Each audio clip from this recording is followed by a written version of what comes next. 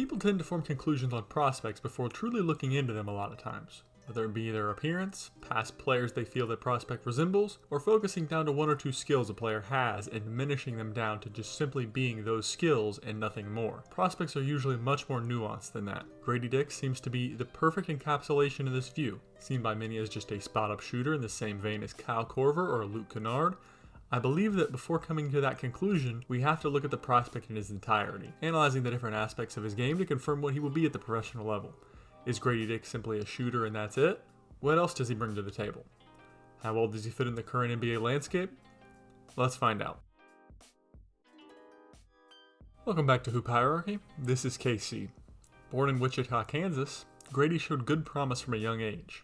He became a prominent player for his local school, Wichita Collegiate, as a freshman and sophomore in his second year, getting his average up to 20 points per game with 5 boards and 3 assists.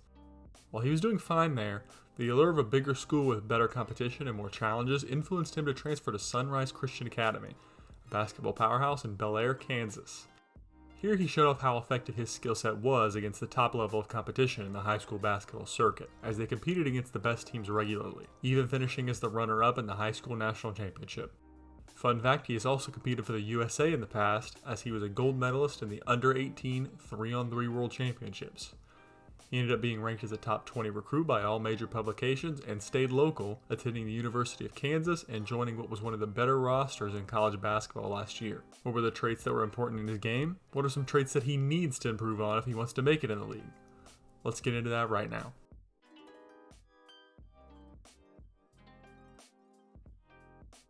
The one thing pretty much everyone knows about Gradey Dick is he does not lack in the shooting department. The guy is an amazing shooter all over the court, but especially behind the arc, and has range that extended out much further than the college three-point line, indicating he should have no trouble whatsoever translating his phenomenal shooting to the NBA level. His form is a thing of beauty and one of those shots that you consider textbook that you teach kids to model their shot after. Zero wasted motion, great footwork, and a very quick release is going to make him a major threat as a shooter in the league. His off-ball movement and his ability to relocate is a great trait here as well. To be a prolific shooter in the NBA ranks, the best players don't stand in the corner and just put shots up. They have the ability to move at all times and find openings in the defense where they can best position themselves to get an open shot up. And watching his film, you can see that this is a strength for him as well. All in all, his best trait is here, and if anything, even at his worst, he should be a threat at all times as a shooter, even if the other parts of his game don't come along. So while we've established that Gradey Dick is a good shooter, everyone pretty much knows that already. This is the part where we get into what seems to indicate he has more to his offensive game than simply being a shooter.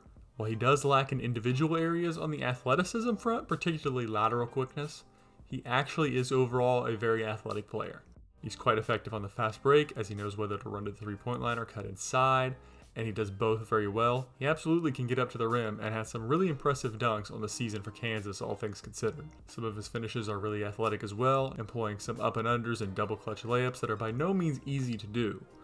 Not on the level of top tier athletes in this class by any means, but he definitely has the ability to jump and is not a slow player at all.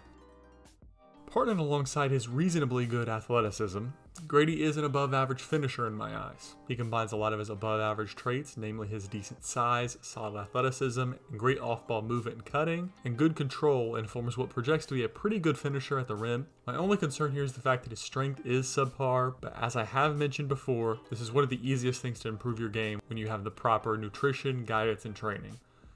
As you see in these clips, Gradey has the ability to absorb contact, adjust midair and find advantageous angles, and simply just finish shots. I believe this realistically gives him the potential to become a more dynamic player at the pro level than simply being a spot-up shooter.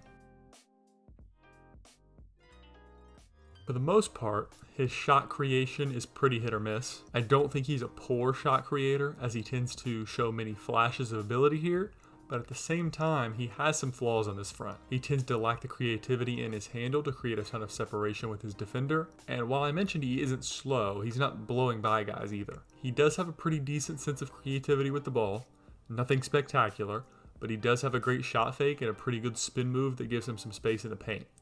As of now, the best feature of his shot creation is the fact that it's pretty much a vehicle for him to take advantage of his great shooting even more than he does. You don't have to do anything insane when you're as good of a shooter as he is.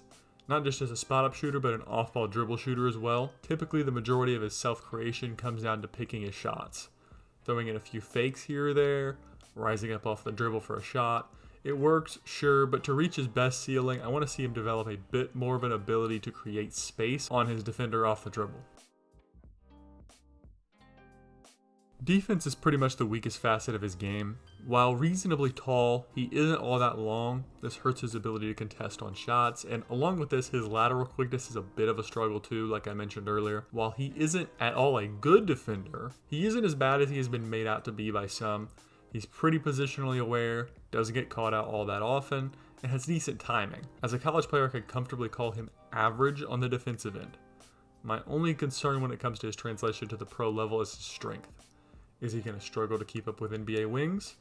I think he may, and this is why I mentioned earlier, I feel as though he really needs to get his strength level up for the pro game. I am confident he has the ability to do that. So I've seen numerous comparisons for Gradey Dick, some accurate, some not so accurate.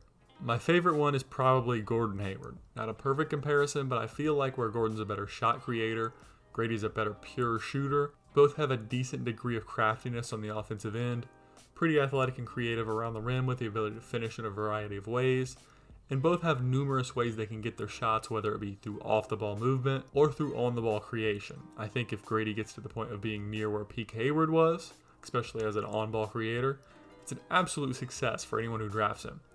Hayward, due to injuries, has been forgotten by some, but at his best days in Utah, he was a dynamic player that anyone would have wanted on their roster. So in conclusion, I think that the claims that Gradey Dick is just a shooter are pretty unfounded. While he is absolutely great at shooting, he does a lot more than just that on the offensive end. He really is a pretty talented scorer in all facets, and I could definitely see him being a good source of offense at the pro level. There have been players like him in the past, namely the aforementioned Hayward, Bogdan Bogdanovic, and even someone like a Mike Dunleavy, who had very similar skill sets to Gradey Dick, and still produced as a really solid offensive contributor. I think his range of outcomes is somewhere in that group of players I mentioned there. Likely to not be a terrible player, though there is the slightest concern that his defense doesn't ever come along and he is stuck on the bench at the end of big games because he can't guard.